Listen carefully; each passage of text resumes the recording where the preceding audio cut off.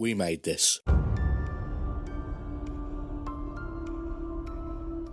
Hello and welcome to CHUCKYVISION, the podcast about Child's Play and Chucky here on the We Made This podcast network. My name's Mark and I am your host for this special bonus episode that we're just adding as a little bit of a addendum to the episode we posted last week. Last week's episode was about the Bride of Chucky soundtrack, and we discussed it in the Free With This Month's Issue format alongside our friend Colin from Free With This Month's Issue. And during that chat, we talked about how Colin and I had had a conversation about the Spawn soundtrack on a podcast called Pull or Pass. That was my show on a radio station called Fab Radio International, maybe 2 or 3 years ago, maybe 4 years ago. God, time flies, the pandemic, etc. But yeah, it was a while ago. And I had Colin on as a guest, and we talked about the Spawn film and spent a lot of the time talking about the Spawn soundtrack. Now, Colin and I have said we are going to probably do a proper Free With This Month's Issue episode on the Spawn soundtrack at some point.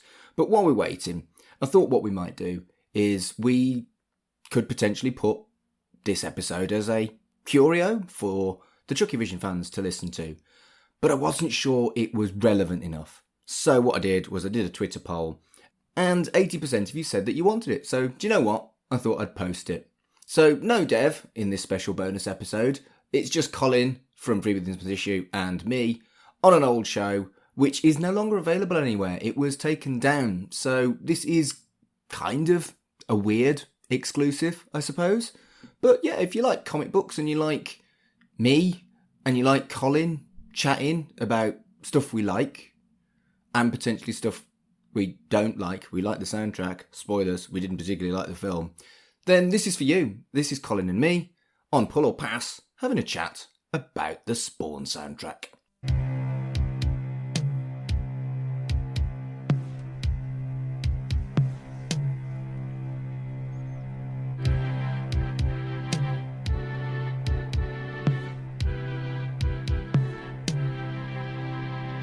I'm Mark. And I'm Zach. Every week, on a Saturday, in the Fab Radio International Studios, We discuss 3 of the week's comic book releases and decide if we want to Pull or Pass.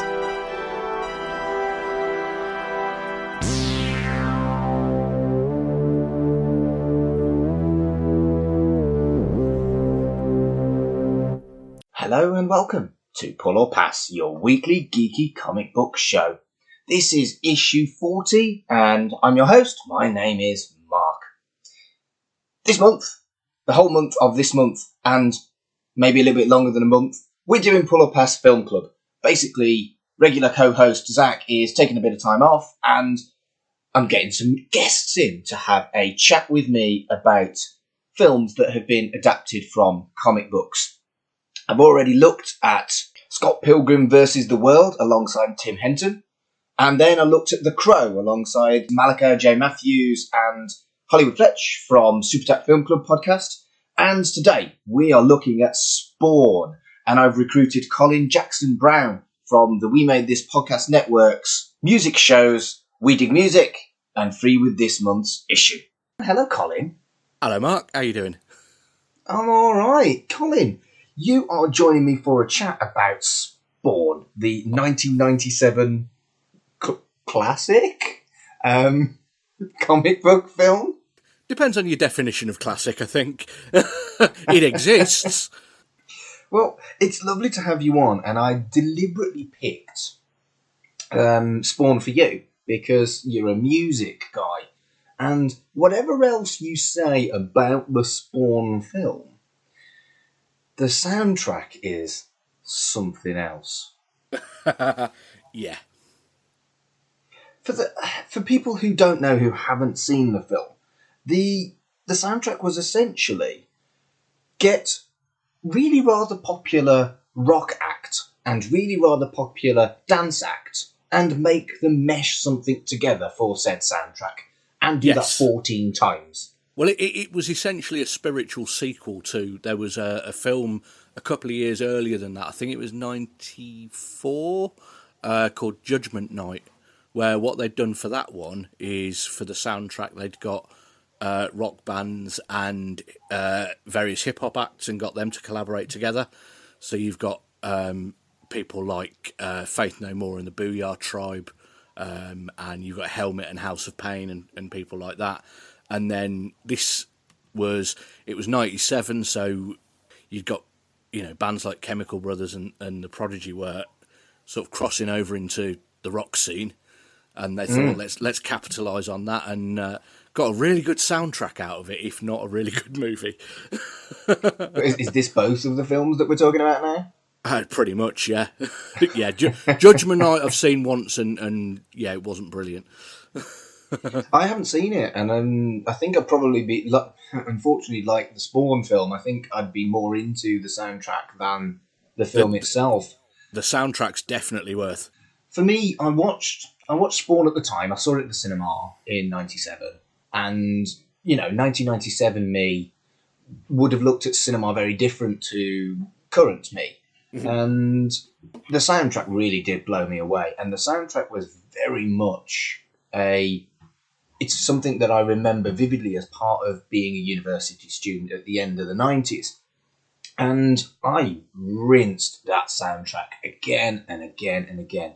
My goodness, I loved that soundtrack. It was just something to me that was so new, so different, so out there, so crossover, and so very, very emo late 90s Mark. What's your relationship with the soundtrack? Because I know you're fond of it.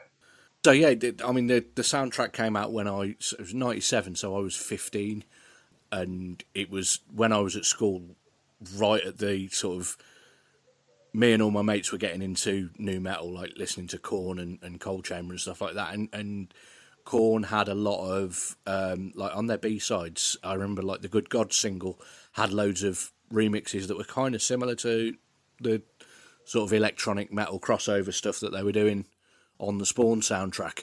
So I never actually owned the Spawn soundtrack myself. I copied it off a mate, but I don't think I had the full thing. I think I just picked tracks that I liked a bit more than some of the others and mixed them with a load of like Korn remixes and Fear Factory's remanufacture and White Zombie Super Sexy Swinging Sound remixes and stuff like that, and had it all as a bit of a mixtape kind of thing, and it worked really well. It really, really did. The whole album was pretty sublime, but the particular favourites for me was Can't You Trick Like I Do by Filter and the Crystal Method. I essentially got into both of those bands heavily because of the Spawn soundtrack. I already loved The Prodigy because that was basically my favourite band at the time.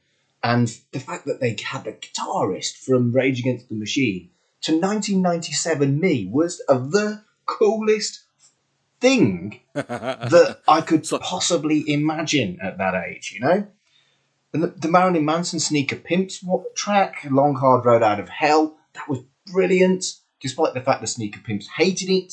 There was just so much good stuff, Yeah, like the Korn and Dust Brothers track, Kick the PA, I really liked at the time. Yeah. And I remember really digging the Silverchair track as well, Silverchair in Vitro. Yes.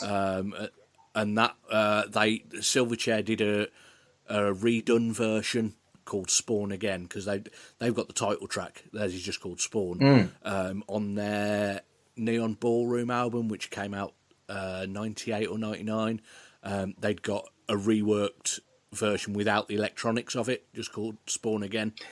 Yeah, there's quite a few actually. The Prodigy one wasn't ever made into two separate ones, but stuff like Satan, which was kind of the Orbital and Kirk Hammett one, it was a song by Orbital that they added some Kirk Hammett to. Yeah, Kirk Hammett was just sort of jamming all over it with his wah pedal, basically, which is what he does. And there's nothing wrong with that. It was a bloody brilliant version, wasn't it? Yeah, it's great. That's the title track, right? Not the title track, but it's the opening credits with the terrible CGI in the movie. Shall we go on and talk about the CGI?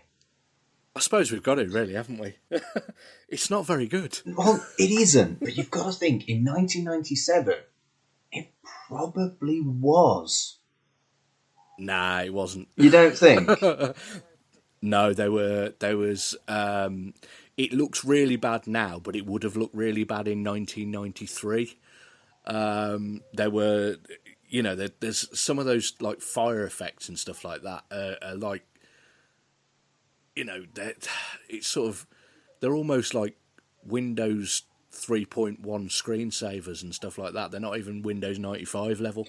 For me, it felt a little bit like Lawnmower Man. At the time, when you watched Lawnmower Man, they were the absolute cutting edge of CGI.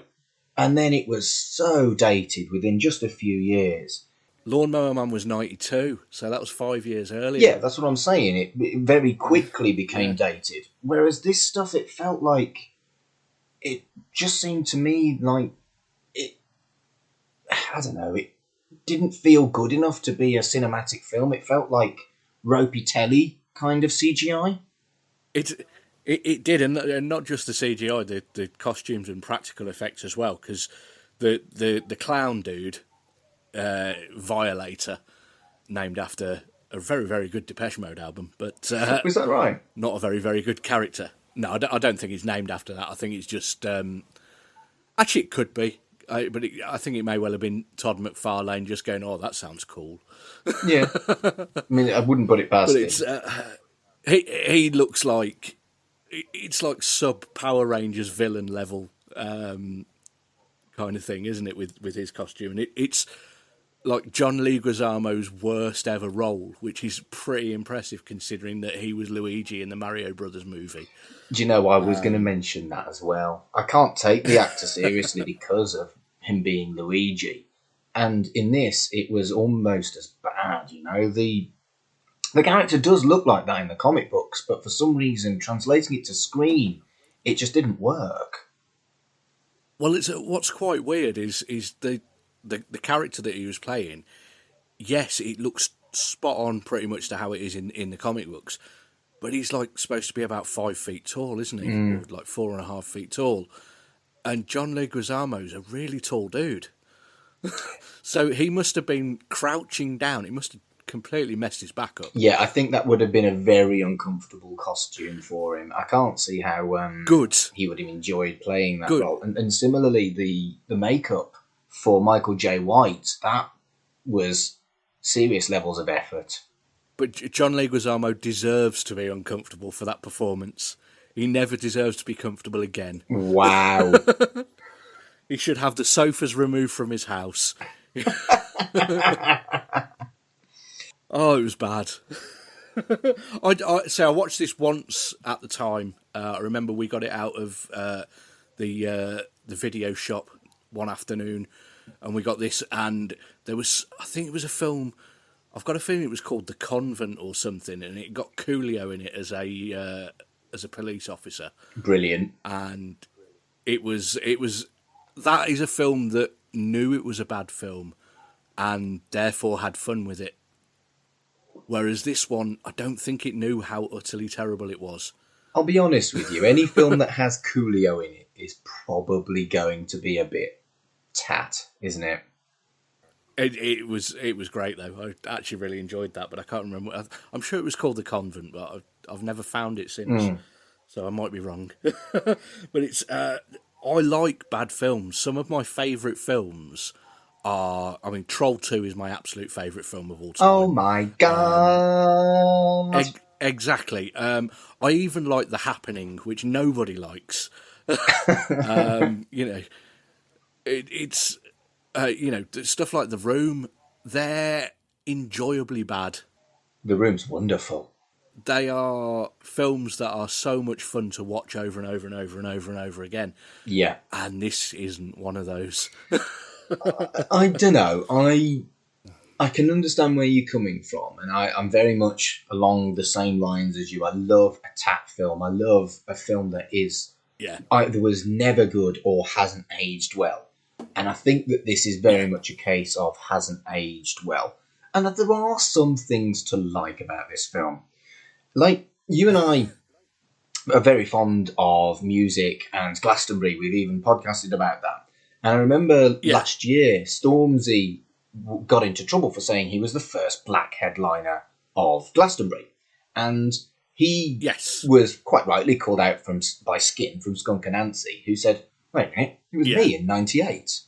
And he apologised, and it was all good. Then Black Panther came out, and they're like, it's the first black lead in a superhero film. Well no, it's not. It was Michael J. White in Spawn in 1997. Yeah. That one wasn't called out, and it wasn't apologised for. But also, there was Blade as well. Wasn't Blade after Spawn? Blade was after Spawn, but it was definitely before Black Panther. Yes, good point. Well made. And the thing that I want to talk about here is the demographic for this film is kind of white nerds, let's be honest. And so they made a change, which I can see why they did it, but it's really, really cynical. His best mate in the comic books was also black. Yeah. So Simmons and his mate Terry were both black in the comic books. Yeah. And they made the call to change Terry to white because they thought that it would be less alienating for the demographic. And I'm not sure I'm comfortable with that. No, definitely not. I mean, I would hope that obviously they wouldn't think that with, to do it now. But what's the name of his mate? What's the Terry? Is it Twitch? Is Terry known as Twitch as well? Because I can't remember a character called Twitch Williams, and I was looking earlier because there is a remake that they're in the pre-production sort of stage. They're sort of writing it at the moment, and I'm really excited about that. I'm looking forward to it a lot. I think a more modern version of it will work well. Yeah, and it's got Jamie Foxx is down to play Spawn. Brilliant. But then you've got Jeremy Renner down to play Twitch Williams, according to IMDb. And I didn't know if that was his best mate and whether they'd done it again, if that's the case. But it could be a completely different character. I have read the first 3 issues of Spawn. It's not a comic that particularly grabbed me. It's all right. It just seemed really sort of derivative of loads of other comics. It's just sort of, it's taken ideas from, Todd McFarlane was the creator of the Venom character in Spider-Man, wasn't he? Yes, that's right. Twitch isn't his best mate, by the way. It is Terry. Twitch is one of the 2 detective kind of buddy cop guys. That's fine then. That's fine. They're allowed to do that. I hope they keep his character as a black actor as well. In fact, I'm fairly certain in 2020 that they wouldn't get away with, not having an actor of colour playing a character that should be, because people are noticing that quite rightly so and calling it out these days. Yeah, I agree, but I don't know. I was never bothered when Kingpin was black in the Daredevil film. I was bothered that the Daredevil film was terrible, but I wasn't bothered by the actor being black. And similarly, Heimdall wasn't black in the comics. He was white and beardy in the comics, and obviously played by Idris Elba in Thor. But I don't see why they would change it for Spawn. There's no good reason. I mean, I think possibly how it was sort of forgotten that this was the first black superhero movie. As far as I know, there may have been earlier ones before that I don't know of. It may have been forgotten because he was covered in CGI or prosthetics most of the time. Because he's... He was still black, though. Just because you're burned doesn't mean you lose your skin tone. Yeah, but he's also got the Spawn mask on for quite a lot of the film. True. Where he's all CGI'd up and looking like a pound shop Venom. You say you've only read the first 3 comics. What did you actually think of the comic book itself? Did you actually like it, or did you make a decision to just not carry on reading? It was a recent thing, actually. It was last couple of weeks while preparing for this that I've actually got round to reading it. Spawn it's one of those... I mean, for people who are my age, in the late 90s, into metal and that kind of thing, Todd McFarlane was really, really, fashionable. And everybody would be like, yeah, I dig Todd McFarlane, and wouldn't read any of the comics. What we would all have is a couple of action figures that he'd designed on a shelf somewhere, and the Korn album that he did the cover for. But nobody was as into him as everybody used to claim. You know, I had a really cool McFarlane Toys Ozzy Osbourne figure, and there was a really cool Ozzy Osbourne comic that McFarlane, I think it was his, because he founded Image Comics, didn't he? Right. I think it was Todd McFarlane Presents. So I don't think he actually wrote the comic, but I definitely remember having that, and that was quite cool. It had a Dave McKean artwork cover, which is always a bonus.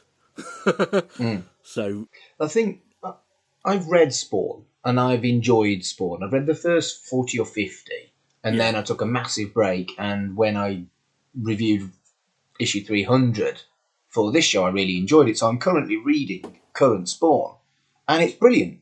It really is great. Cool. The original comics, I felt there was a lot more clever satire. It was a lot more kind of on point rather than just let's have a massive action film.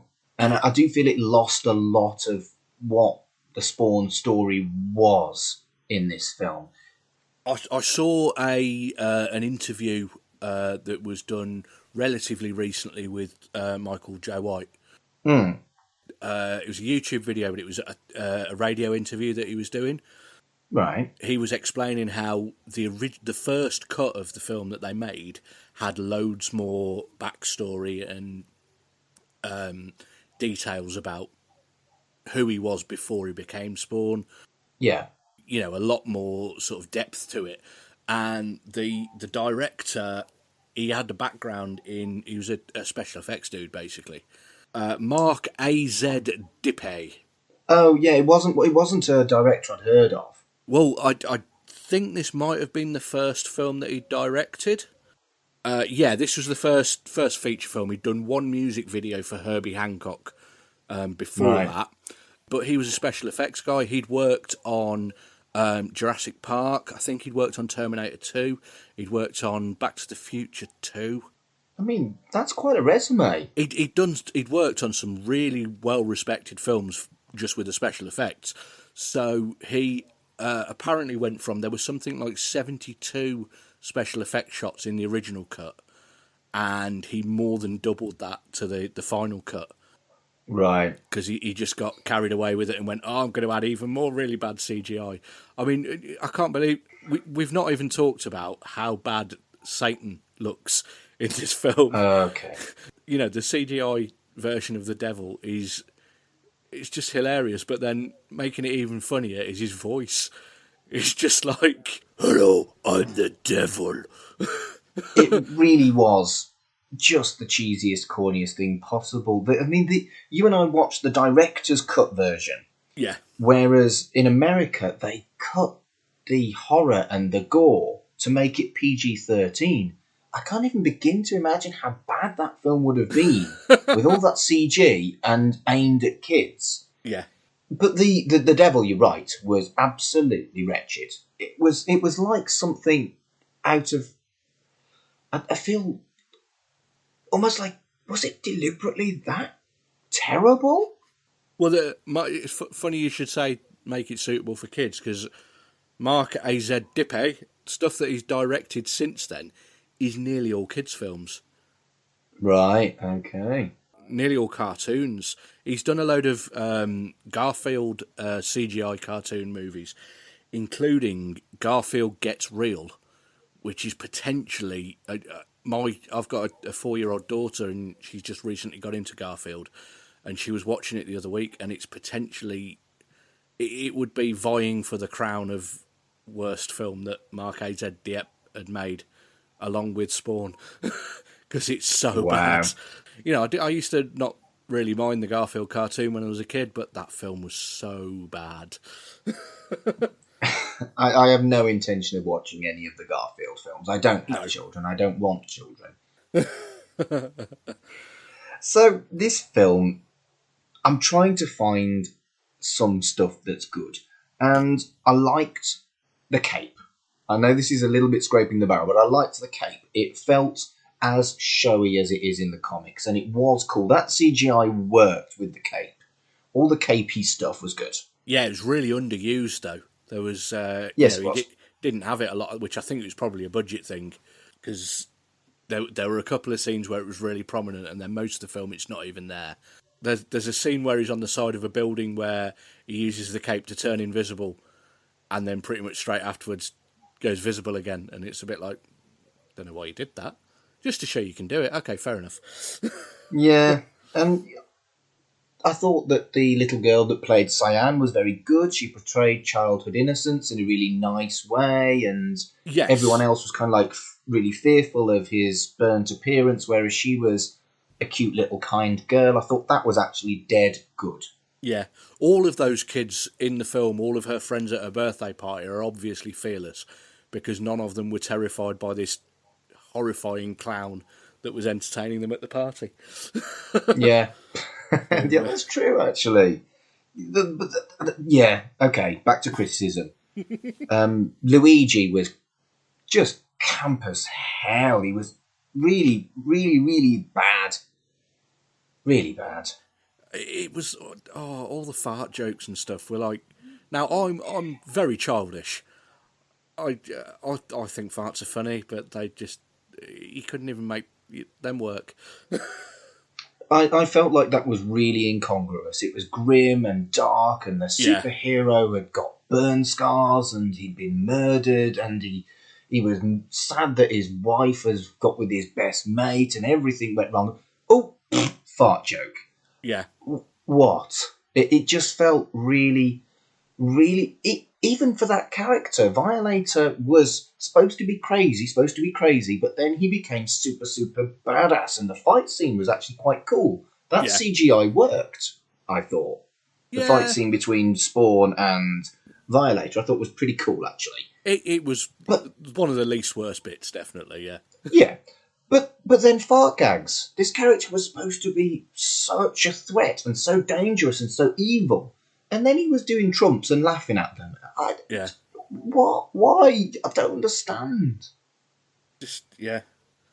It's, one of my other favourite bits of CGI in the film is glowing green magical exposition man. Oh, that was terrible. It was like something out of a Doctor Who, that was. Yeah, it was like, let's make this man look mystical by putting a green highlighted glow round him very occasionally. He really reminded me of, the... I can't remember the character's name, but the guy in the original Buffy the Vampire Slayer movie that basically tells her that she's a Slayer. But he was basically just there to provide exposition. He was a little bit just exposition. and I think, talking about the plot, it's very similar to The Crow, which I talked about last week. Yes. And it is basically someone is done wrong, red hot Ruenge, but he's a little bit overpowered most of the time. Yeah. It's like The Crow. Yeah, definitely. But it's like The Crow. It's almost as if they went, so the heavy metal kids that hang around the bandstand in Tamworth in England really, really like The Crow. We need to find them a new film. Spawn, let's try that. Well, they'll like the soundtrack. That'll do. Yeah. I think overall, I prefer the Crow soundtrack to the Spawn soundtrack, even because the Crow has one of my favourite songs by one of my favourite bands with "Burn" by The Cure, and there's 9 Inch Nails on there and everything. But it's almost like a battle between 9 Inch Nails and Filter, because Richard Patrick from Filter was originally in 9 Inch Nails and they did not get on. Right. So if you've got to pick a side, I would go with The Crow. But no, I do dig a lot of the tracks on... Spawn, the soundtrack definitely redeems it, I think. Yeah, I think it would be even more forgotten than it is if it wasn't for the phenomenal and innovative crossover type soundtrack. Definitely. God, it'd be like the random 90s, like Punisher movies and stuff like that nobody remembers watching. Some of the Ghost Rider movies, which I know I've seen, but I don't remember anything about them. Yeah, this film could have been great.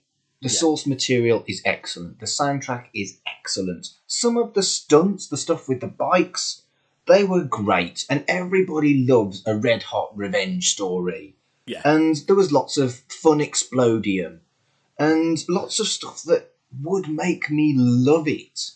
But the special effects almost felt like they were there for show in a lot of places. Yeah. And unfortunately, they were just on the edge of not very good at the time and have now aged really, really badly. Yeah, definitely. I hopefully, if Todd McFarlane gets round to making the remake, it'll be great. He's been bigging it up loads.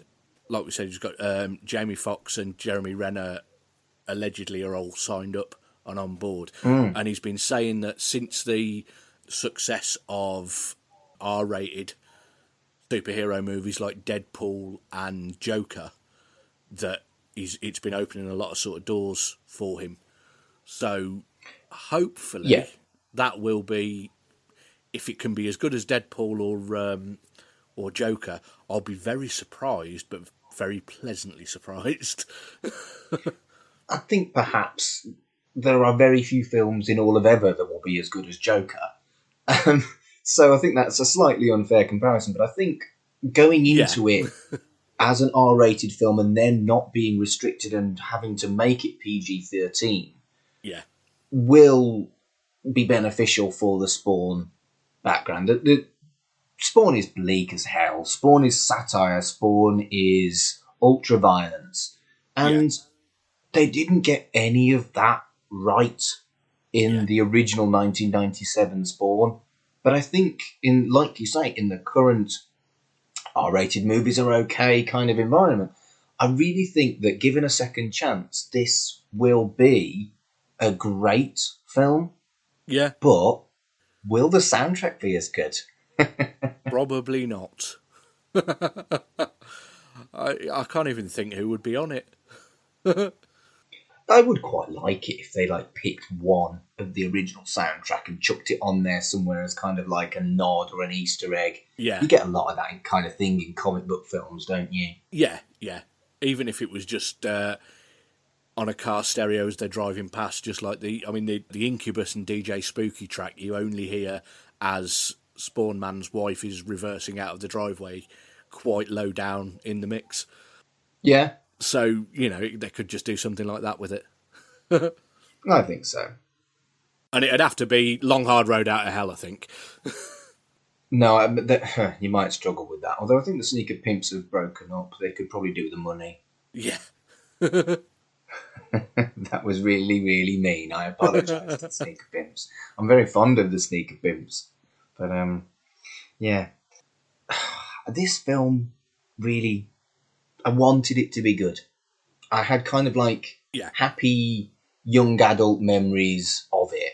And watching it as a 40-something, I didn't love it and kind of bounce off the walls like I did with The Crow.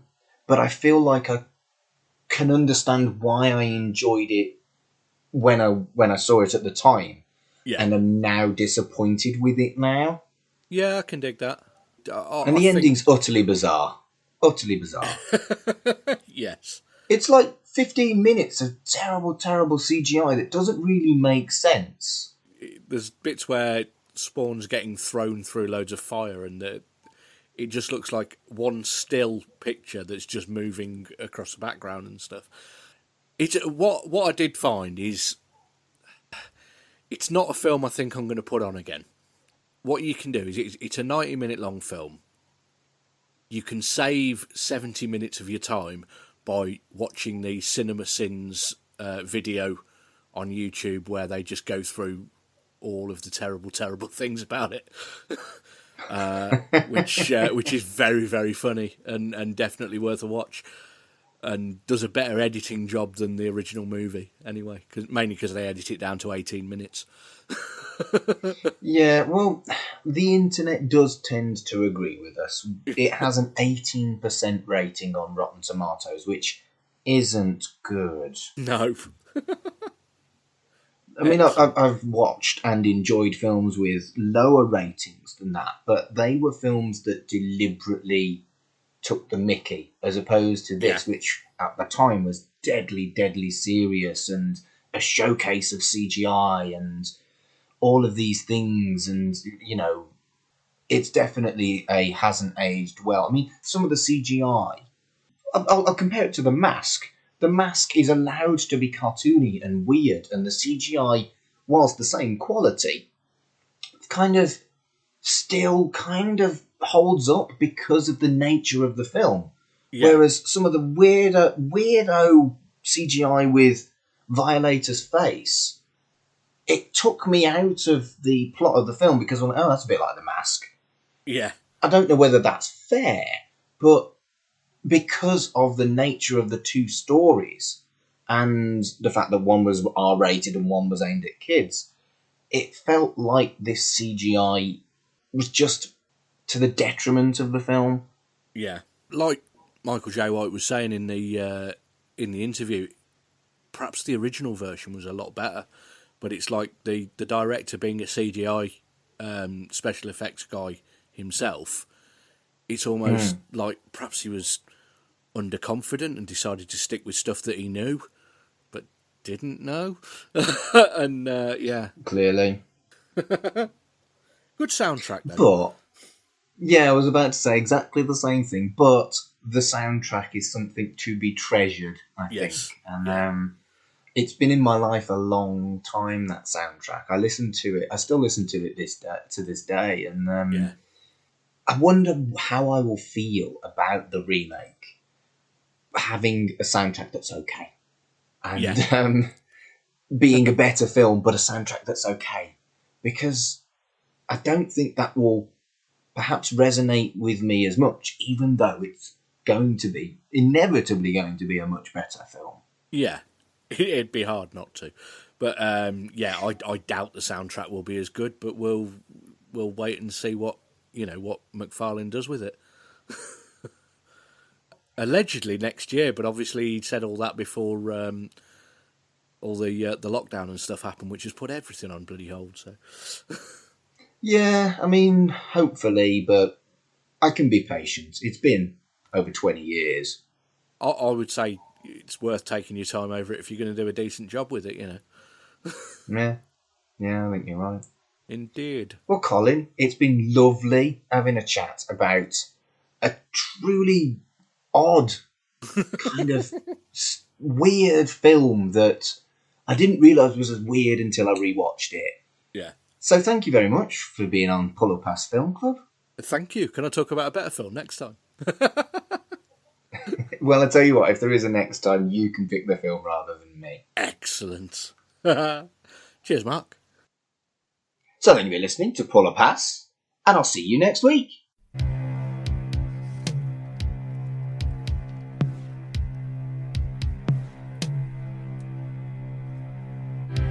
Thanks for listening to Pull or Pass. To listen again, it's www.mixcloud.com/pullorpass. Or you can listen to the podcast version on Spotify, Anchor, YouTube, and all other good podcast sites. Join our Facebook group, search for Pull or Pass Radio Show. Follow us on Twitter at Pull or Pass.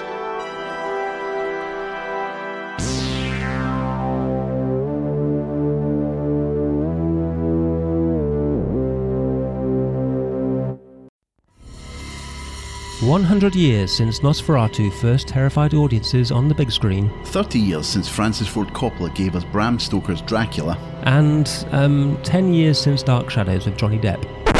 Vampire Videos is a podcast taking a look at this iconic blood-sucking monster on film and television. I'm Dan Owen. And I'm Hugh McStay. And we're here to guide you through a century of vampirism on film. From Hollywood's golden age with Bela Lugosi as Count Dracula, to the more lurid hammer horrors of the 60s and 70s starring Peter Cushing and Christopher Lee. Through to the 80s boom in vampires, which brought these creatures of the night into the modern age. And everything this century's had to offer us, from foreign and independent films, spoof comedies, and even teenage love stories. Yes, I'm talking about Twilight. We aim to cover it all, one bite at a time. So join us on a voyage into the depths of vampire cinema, old and new, with weekly guests offering their own insights and expertise. And why not follow us on Twitter @VampVideos. A proud part of the We Made This podcast network, subscribe now to Vampire Videos, and thanks for listening.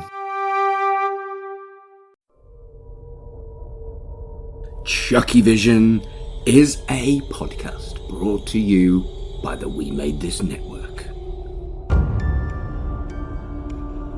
Follow us on Twitter @CHUCKYVISION. Follow the network on Twitter @WMT_network. Our website is wemadethisnetwork.com. The logo was designed by Dev, and the theme tune composed by Dark Fantasy Studios.